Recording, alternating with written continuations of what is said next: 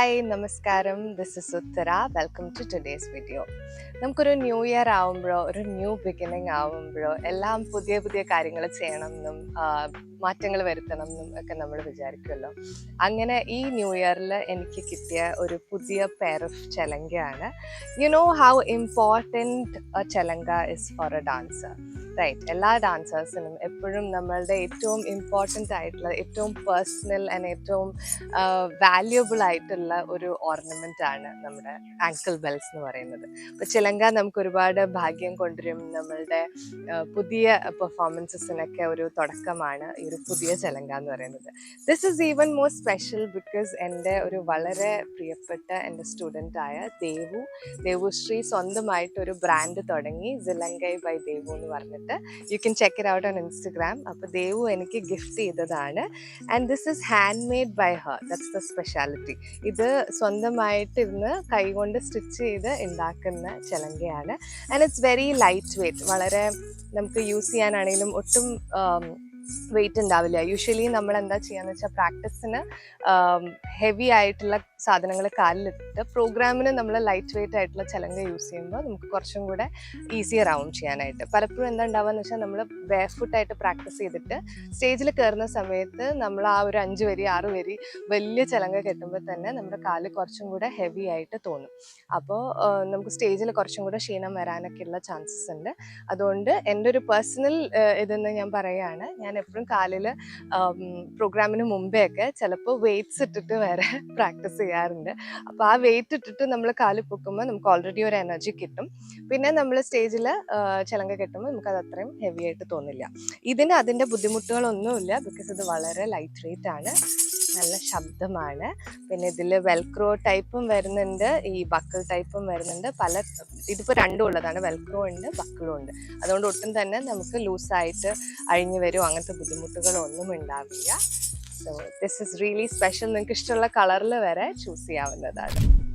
അഭിനയ ദർപ്പണത്തിൽ കിങ്കിനി ലക്ഷണം എന്ന് പറഞ്ഞൊരു ശ്ലോകമുണ്ട്.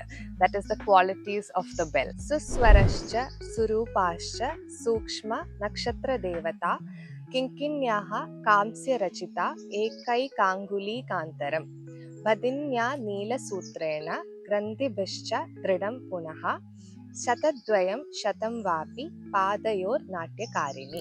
സുസ്വരശ്ച സുരൂപാശ്ച സൂക്ഷ്മ നക്ഷത്ര ദേവത. സുസ്വരശ്ച എന്ന് വെച്ചാൽ നല്ല സ്വരമുള്ളത്, കേൾക്കാൻ സുഖമുള്ള പെർഫെക്റ്റ് ആയിട്ടുള്ള സൗണ്ട് ഉള്ളത്. സുരൂപാശ്ച എന്ന് വെച്ചാൽ നല്ല രൂപമുള്ളത്, നല്ല ഷേപ്പിലുള്ളത്. സൂക്ഷ്മ ഇസ് ടൈനി, വളരെ ചെറിയ മണികളായിരിക്കണം. നക്ഷത്ര ദേവത, അതായത് നക്ഷത്രങ്ങളെ നമ്മൾ ഡേറ്റി ആയിട്ട് സങ്കല്പിച്ച് നമ്മളുടെ മണികളിൽ ഉണ്ടാവണം. കിങ്കിന്യാഹ കാംസ്യരചിത ഏകൈകാംഗുലി കാന്തരം. കിങ്കിന്യാഹ എന്ന് വെച്ചാൽ ബെൽസ്. കാംസ്യരചിത should be made of bronze. ഏകൈകാംഗുലി കാന്തരം, അതായത് അങ്കുലി എന്ന് വെച്ചാൽ വിരല്, ഏകൈക ഓരോന്ന് 1 ഫിംഗർ അപ്പാർട്ടായിട്ട് ഉള്ള ഒരു ഡിസ്റ്റൻസിൽ വേണം നമ്മളത് പ്ലേസ് ചെയ്യാനായിട്ട്. ബന്ധിന്യാൻ നീലസൂത്രേണ ഗ്രന്ഥിഭിശ്ച ദൃഢം പുനഃ. ബന്ധിന്യാൻ എന്ന് വെച്ചാൽ ടു ടൈ ദം. നീലസൂത്രേണ, നീല കളറിലുള്ള ത്രെഡ് കൊണ്ട് വേണം അത് കെട്ടാനായിട്ട്. ഗ്രന്ഥിഭിശ്ച ദൃഢം പുനഃ. ഗ്രന്ഥിഭിശ്ച എന്ന് വെച്ചാൽ ടു നോട്ട് ദം, അതായത് കെട്ടണതിന് പകരം നമ്മൾ ഓരോന്നിലും ഓരോരോ കെട്ടിട്ടിട്ടല്ലേ കെട്ടുക, അപ്പം അങ്ങനെ നോട്ട് ചെയ്യണം. ദൃഢം പുനഃ, ദൃഢം എന്ന് വെച്ചാൽ വളരെ ടൈറ്റ് ആയിട്ട് വേണം കെട്ടാനായിട്ട്. ശതദ്വയം ശതം വാപി പാദയോർ നാട്യകാരിണി. അതായത് ശതം എന്ന് വെച്ചാൽ 100, 100 bells or 200 bells should be tied on each feet. അപ്പോൾ ശതദ്വയം ശതം വാപി പാദയോർ നാട്യകാരിണി, ഡാൻസറുടെ കാലിൽ അങ്ങനെ കെട്ടിവെക്കണം എന്നാണ് കിങ്കിനി ലക്ഷണം പറയുന്നത്. പിന്നെ ചിലങ്കയുടെ കുറേ മിസ്കൺസെപ്ഷൻസ് നമ്മളുടെ ഇടയിലുണ്ട്. പൊതുവെ ഇത്ര വീതി വേണം, ഇത്ര നമ്പർ ഓഫ് ബെൽസ് വേണം, അങ്ങനെയൊക്കെ. പക്ഷെ സത്യം പറഞ്ഞാൽ അങ്ങനെയൊന്നുമില്ല. നമുക്ക് ഏതാണോ കംഫർട്ടബിൾ അത് യൂസ് ചെയ്യുക. എത്ര വരി ഉണ്ടെന്നോ, എത്ര ബ്രോഡ് ആണെന്നോ, എന്ത് കളറിലാണെന്നോ, അത് സ്വർണം കൊണ്ടാണോ വെള്ളി കൊണ്ടാണോ ഉണ്ടാക്കിയെന്നൊന്നും അല്ല പ്രാധാന്യം. It is all about feeling comfortable and doing your dance with most perfection. ചെലങ്കയുടെ പ്രാധാന്യം അഭിനയ ദർപ്പണത്തിൽ പറയുന്നത് നമുക്ക് ഏറ്റവും ഐശ്വര്യമുള്ള ഒരു ഓർണമെന്റ് ആണ് ചെലങ്ക എന്നുള്ളത്. അതിന് ബ്രോൺസ് കൊണ്ടുള്ള മണികളാണ് ഉപയോഗിക്കേണ്ടത്. 100-200 മണികൾ രണ്ട് കാലിൽ വീതം നമുക്ക് കെട്ടാവുന്നതാണ്. ഓരോരോ വിരലിന്റെ ഒരു ഗ്യാപ്പിലനുസരിച്ച് വേണം മണികൾ പ്ലേസ് ചെയ്യാനായിട്ട്. അങ്ങനെ പല പല ലക്ഷണങ്ങളും പറയുന്നുണ്ട്. അപ്പൊ നമ്മുടെ ചെലങ്ക വളരെ ഇമ്പോർട്ടൻ്റ് ആണ് ഒരു ഡാൻസറുടെ ലൈഫിൽ. അതിപ്പോൾ കഥക്കിനാണെങ്കിൽ വേറെ ടൈപ്പ് ഓഫ് ചെലങ്കയാണ് ഉപയോഗിക്കുക. നമ്മൾ ഭരതനാട്യത്തിനും മോഹിനിയാട്ടത്തിനും കുച്ചിപ്പുടിക്കും ഒക്കെ വേറെ ഒരു ടൈപ്പ് ഓഫ് ചെലങ്കയാണ്. കഥക്കിന് യൂസ് ചെയ്യുന്നത് അത് കെട്ടുന്നത് കാണാൻ തന്നെ നല്ല ഭംഗിയാണ്. നൂലിട്ട് കാലിൻ്റെ മുകളിൽ വെച്ചിട്ട് അത് വലിച്ച് കെട്ടുന്നത് തന്നെ ഒരു കലയാണ്. The art of making bells itself is very fascinating to me. ചെലങ്ക വളരെ ദൈവീകമായിട്ട് നമ്മൾ സൂക്ഷിക്കേണ്ട ഒരു വസ്തുവാണ്. കഴിയുമെങ്കിൽ നമ്മളുടെ പൂജാമുറിയിലോ അല്ലെങ്കിൽ വിളക്ക് വെക്കുന്ന സ്ഥലത്തോ തന്നെ ചെലങ്ക വെക്കണം.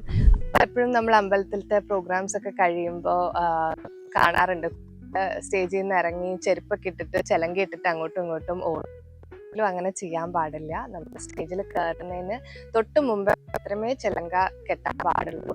ബാക്കി എല്ലാ മേക്കപ്പും കഴിഞ്ഞ് കോസ്റ്റ്യൂമും ഇട്ട് നമ്മൾ എല്ലാം ചെയ്ത് കഴിഞ്ഞാലും സ്റ്റേജിലേക്ക് എൻ്റർ ചെയ്യുന്ന ആ ഒരു സമയത്ത് മാത്രം പ്രാർത്ഥിച്ചിട്ട് ഗുരു ഉണ്ടെങ്കിൽ ഗുരുവിനെ കൊടുത്ത് നമസ്കരിച്ചിട്ട് വേണം നമ്മൾ ചെലങ്ക കെട്ടാനായിട്ട്. അതേപോലെ തന്നെ നമ്മുടെ പെർഫോമൻസ് കഴിഞ്ഞാൽ ഉടനെ തന്നെ ചെലങ്ക ഊരി നമ്മൾ കയ്യിൽ വെക്കണം. നമുക്ക് വരുന്ന ഗസ്റ്റിനോട് സംസാരിക്കാനും ഫോട്ടോ എടുക്കാനും ഒക്കെയുള്ള സമയത്ത് നമ്മൾ അത് ഇട്ടിട്ട് അങ്ങോട്ടും ഇങ്ങോട്ടും ശബ്ദമുണ്ടാക്കി ഇങ്ങനെ ഓടി നടക്കരുത്, അത് ദോഷം ചെയ്യും എന്ന് പറയും. അപ്പോൾ നമ്മൾ ആ പെർഫോം ചെയ്യുന്ന സമയത്ത് മാത്രം ആ ഒരു ഡിവൈൻ എനർജി കൊണ്ടുവരുന്ന സമയത്ത് മാത്രമേ ചെലങ്ക ധരിക്കാൻ പാടുള്ളൂ. അത് കഴിഞ്ഞാൽ അത് ഊരി വെക്കാനും മറക്കരുത്.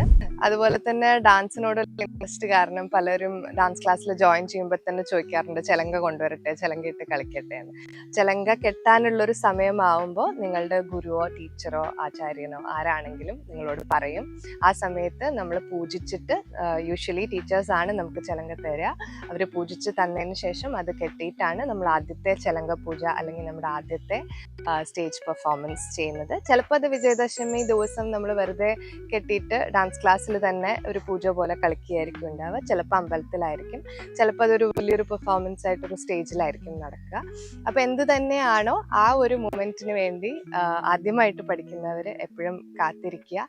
ആദ്യമായിട്ട് കളിച്ചു കഴിഞ്ഞാലും നമ്മൾ ആ ഒരു ഡിവിനിറ്റി കാത്തു സൂക്ഷിക്കണം. ബിക്കോസ് എൻ്റെ ടീച്ചർ എപ്പോഴും പറയായിരുന്നു, you don't get to choose art, but art has to choose you. അപ്പോൾ നമ്മൾ എന്തോ ഒരു ഭാഗ്യമുള്ളതുകൊണ്ടാണ് നമുക്ക് ഈ കല പഠിക്കാനും അത് മുന്നോട്ട് കൊണ്ടുപോകാനും ഒക്കെ ഒരു ഈശ്വരാനുഗ്രഹം ഉണ്ടെങ്കിൽ മാത്രമേ പറ്റുള്ളൂ എന്ന് പറയും. അപ്പം അങ്ങനെ ഈശ്വരൻ അനുഗ്രഹിച്ച് നമുക്ക് ആ ഒരു കല തന്നിട്ടുണ്ടെങ്കിൽ അത് നിലനിർത്താനും അത് മുന്നോട്ട് കൊണ്ടുപോകാനും അത് അടുത്ത തലമുറയിലേക്ക് കൈമാറുക എന്നുള്ളതും നമ്മളുടെ ഒരു ചുമതല കൂടെയാണ്. അതുകൊണ്ട് നൃത്തം പഠിക്കുന്ന എല്ലാ കുട്ടികളോടും എനിക്ക് പറയാനുള്ളത്, അത് ഒരു സ്റ്റേജ് ചെയ്തു അല്ലെങ്കിൽ ചെലങ്ക പൂജ കഴിഞ്ഞു, അരങ്ങേറ്റം കഴിഞ്ഞു എന്ന് പറഞ്ഞ് നിർത്തരുത്. ഒരിക്കൽ ഒരു ചെലങ്ക നമ്മുടെ കയ്യിലേക്ക് വന്നിട്ടുണ്ടെങ്കിൽ അത് ലൈഫ് ലോങ് ആ കല കൊണ്ടുപോകാനുള്ളൊരു ഭാഗ്യവും അനുഗ്രഹവും നിങ്ങൾക്ക് എന്നും ഉണ്ടാവണം. ഏറ്റവും ഇമ്പോർട്ടൻ്റ്ലി അതിനുള്ളൊരു മനസ്സുണ്ടാവണം. മനസ്സുണ്ടെങ്കിൽ തീർച്ചയായിട്ടും അത് മുന്നോട്ട് കൊണ്ടുപോകാൻ പറ്റും.